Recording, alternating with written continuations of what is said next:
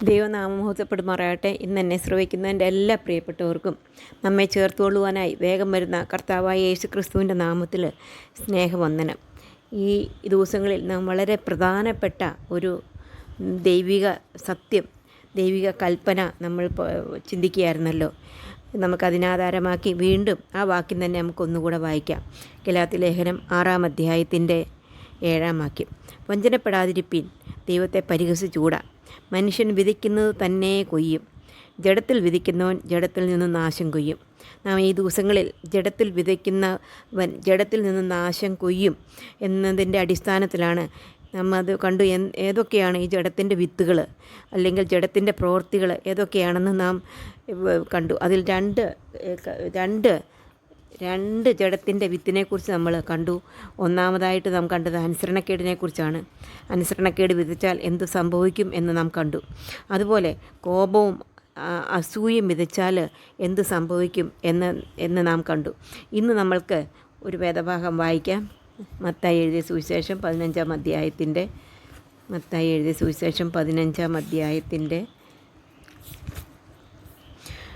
അതിൻ്റെ 19-ാം വാക്യം. ദുശ്ചിന്ത, കുലപാതകം, വ്യഭിചാരം, പരസംഗം. അത് കഴിഞ്ഞ് ഒത്തിരി ലിസ്റ്റുണ്ട്. എന്നാൽ ഇന്ന് നമുക്ക് ഈ ദുർചിന്ത, ദുർനടപ്പ്, അശുദ്ധി, വ്യഭിചാരം ഇവ നമ്മൾ വിതച്ചാൽ എന്ത് സംഭവിക്കും എന്നുള്ളത് നമ്മൾക്ക് ഒന്ന് ചിന്തിക്കാം. അപ്പോൾ അതിന് നമുക്ക് 1 ശവമേലും 2 ശവമേലും കൂടെ നമ്മൾ നോക്കിയാൽ അനേക കാര്യങ്ങൾ നമുക്ക് അവിടെ നിന്ന് മനസ്സിലാക്കുവാനായിട്ട് സാധിക്കും. അതിൽ ദൈവം ശവമേലിനോട് പറഞ്ഞു, മനുഷ്യൻ പുറത്തുള്ളത് നോക്കുന്നു, ദൈവമോ ഹൃദയങ്ങളെ നോക്കുന്നു. അങ്ങനെ ദൈവം ഹൃദയങ്ങളെ നോക്കി തിരഞ്ഞെടുത്ത ഒരു വ്യക്തിയായിരുന്നു ഇസ്രായേലിലെ രാജാവായിരുന്നു ആയ ദാവീദ് എന്ന് നമുക്ക് മനസ്സിലാക്കുവാനായിട്ട് സാധിക്കും. സ്പെഷ്യലി തിരഞ്ഞെടുത്ത് അവൻ്റെ ഹൃദയം എന്തെന്ന് മനസ്സിലാക്കി അവനെ ഒരു വലിയ ദൗത്യത്തിനായിട്ട് ഇസ്രായേൽ രാജാവാകുന്നതിന് വേണ്ടി ഒരു രാജാവാക്കി തീർത്തു എന്ന് കാണാനായിട്ട് സാധിക്കും. ആട്ടിടയനായിട്ട് നടന്ന ദാവീദിനെ ഇപ്പോൾ ദാവീദ് ആട്ടിടയനല്ല, അല്ലെങ്കിൽ ആടുകളെ മേയ്ക്കാൻ അലഞ്ഞു തിരിഞ്ഞു നടക്കുന്ന വ്യക്തിയല്ല, ഒരു രാജാവാണ്. അത്രയൊരു ഹൈ പൊസിഷൻ ദാവീദിന് ദൈവം കൊടുക്കുന്നു. അങ്ങനെ ദാവീദ് ഒരു രാജാവായിട്ട് വാഴുമ്പോൾ ഒരു ദിവസം രാവിലെ ദാവീദ് എഴുന്നേറ്റ് ദൈവവചനം വായിക്കുന്നതിനോ ദൈവവചനം പഠിക്കുന്നതിനോ അല്ലെങ്കിൽ തൻ്റെയും ജനത്തിൻ്റെയും സുരക്ഷിതയ്ക്ക് വേണ്ടി യുദ്ധം ചെയ്യുന്ന പടയാളികളെ ഓർത്ത് പ്രാർത്ഥിക്കുന്നതിന് പകരമായിട്ട് ദാവീദ് രാവിലെ എഴുന്നേറ്റ് രാജധാനിയുടെ മാളികമേൽ ഉലാവിക്കൊണ്ടിരിക്കുകയാണ്. അങ്ങനെ രാജാവ് ഉലാവിക്കൊണ്ടിരുന്നു. രാജാവിൻ്റെ ചിന്ത അപ്പോഴാണ് അവിടെ അടുത്ത് തന്നെ അവിടെ ഊര്യാവിൻ്റെ ഭാര്യ കുളിക്കുകയായിരുന്നു. ഊര്യാവിൻ്റെ ഭാര്യ കുളിച്ചുകൊണ്ടിരിക്കുമ്പോൾ ദാവീദിന് ഇഷ്ടം പോലെ ഭാര്യമാരുണ്ട്. അപ്പോൾ ഊര്യാവിൻ്റെ ഭാര്യ കുളിക്കുന്നത് ദാവീദ് നോക്കുവാൻ പാടില്ലായിരുന്നു. കാരണം ദാവീദ് രാജധാനിയിലാണ്, മാളികയുടെ മേളിലാണ്. അതുകൊണ്ട് താഴെയുള്ള കാഴ്ചകളെല്ലാം കാണാമായിരുന്നു. അപ്പോൾ അത് മനസ്സിലാക്കി ദാവീദിൻ്റെ കണ്ണ് നിയന്ത്രിക്കുന്നതിൻ്റെ ആവശ്യമായിരുന്നു. എന്നാൽ ദാവീദ് കണ്ണ് ഊര്യാവിൻ്റെ ഭാര്യയിൽ ചെന്ന് നിന്നു. അപ്പോൾ അവനിൽ കൺമോഹമുണ്ടായി. അതോടുകൂടി അവൻ്റെ ഹൃദയം അശുദ്ധിയായി, ദുർചിന്തയായി. അങ്ങനെ അവസാനമായിട്ട് ആ അശുദ്ധിയും ദുർചിന്തയും നമ്മളിവിടെ വായിച്ചതുപോലെ അശുദ്ധിയും ദുർചിന്തയും ഒക്കെ ആയിട്ട് വന്നിട്ട് അവസാനം അത് വ്യഭിചാരമായിട്ട് തീർന്നു. അത് കഴിഞ്ഞിട്ട് അത് കുലപാതകമായി മാറി. ഇവിടെ അതാണ് വായിക്കുന്നത്. എങ്ങനെയെന്നാൽ ദുർചിന്ത, കുലപാതകം, വ്യഭിചാരം, പരസംഗം, മോഷണം, കള്ളസാക്ഷ്യം. ഇത് ദാവീദിൻ്റെ ജീവിതത്തിൽ ഈ പാപങ്ങൾ ഒന്നൊന്നായിട്ട് വന്നു എന്ന് നമുക്ക് കാണുവാനായിട്ട് സാധിക്കും. അപ്പോൾ ദാവീദ് രാജാവായതുകൊണ്ട് ഊര്യാവിൻ്റെ ഭാര്യയെ അവന് പൊസിഷനുണ്ട്. അതുകൊണ്ട് രാജാവിൻ്റെ ബെർസേബയെ വിളിച്ചു അവനുമായിട്ട് വ്യഭിചാരം ചെയ്തു.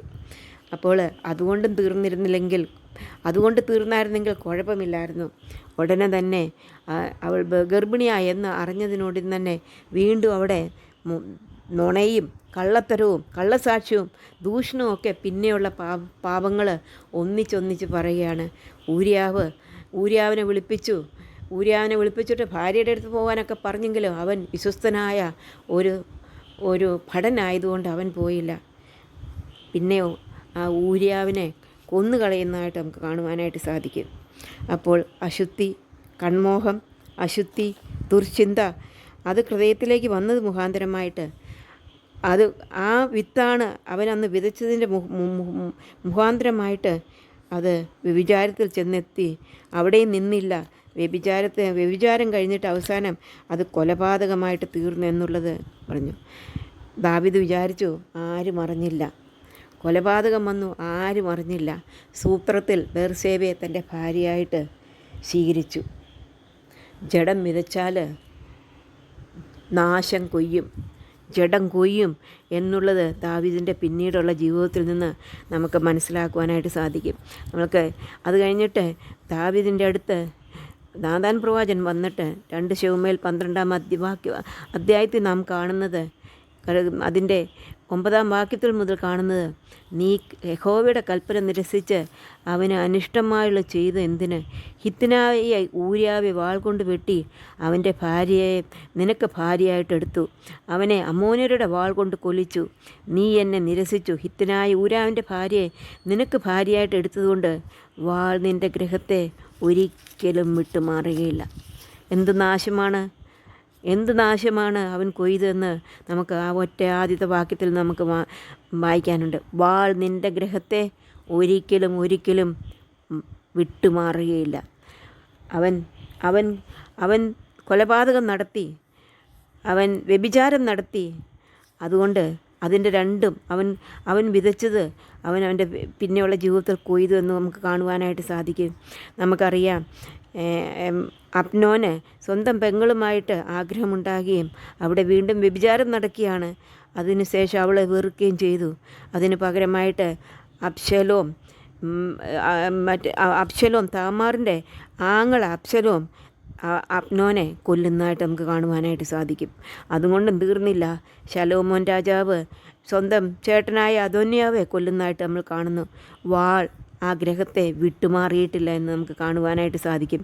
അത് കഴിഞ്ഞ് ദൈവത്തിൻ്റെ വചനം പറയുകയാണ്, 11 വാക്യത്തിൽ പറയുകയാണ്, യഹോവ ഇപ്രകാരം അരുളി ചെയ്യുന്നു, നിൻ്റെ സ്വന്തം ഗ്രഹത്തിൽ നിന്ന് ഞാൻ നിനക്ക് അനർത്ഥം വരുത്തും. അതെ, അബ്ശലോം ദാവീദിനെ കൊല്ലുവാനായിട്ട് അവൻ പരിശ്രമിക്കുകയും ദാവീദ് കൊട്ടാരം വിട്ട് അവിടെ നിന്ന് പോകുന്നതായിട്ട് നമുക്ക് കാണാനായിട്ട് സാധിക്കും. എത്ര ദുഃഖകരമായിട്ടാണ്. ജഡം വിതച്ചാൽ നാശം കൊയ്യും.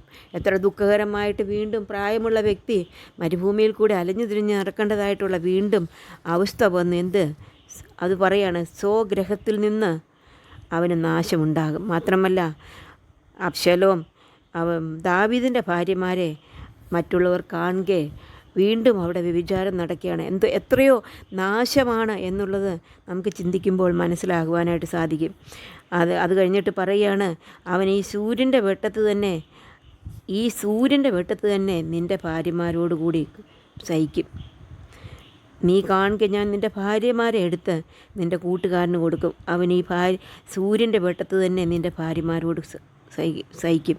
അവിടെ വ്യഭിചാരം ചെയ്ത അടുത്ത ഇതാണ്. അവിടെ അബ്ശലോം അത് ചെയ്തതായിട്ട് നമുക്ക് മനസ്സിലാക്കുവാനായിട്ട് സാധിക്കും. കർത്താവ് പറയാണ്, നീ ഇത് രഹസ്യത്തിൽ ചെയ്തു, ഞാനോ ഈ കാര്യം ഇസ്രായേലൊക്കെയും കാണുകെ സൂര്യൻ്റെ വെട്ടത്ത് തന്നെ നടത്തും.